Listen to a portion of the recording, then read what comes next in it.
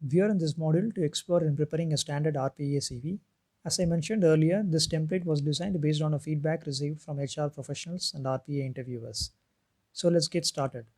The first section that is expected in RPA professional CV is a professional summary of you. My suggestion here is a 2 or 3 bullet points which talks about your professional summary should be sufficient.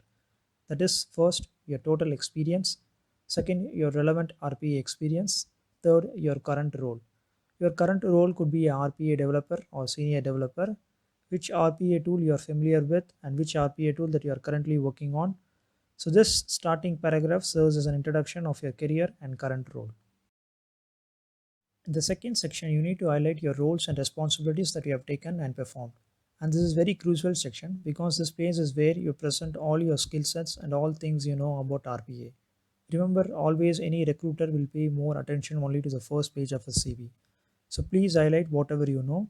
For example, you are familiar with Orchestrator and you know how to deploy robot and how to configure robot and you know how about automation anywhere control room, or if you are an expert in deploying processes, all those roles and responsibilities and skills that you know should be presented in bulleted points.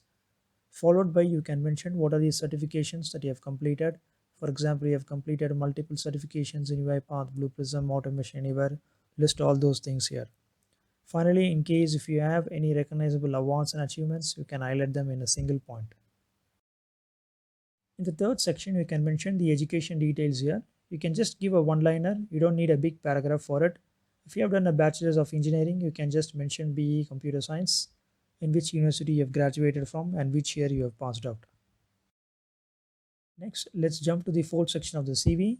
So in this section, if you have multiple technical skills, you can actually present it in a table with all your skills in one place.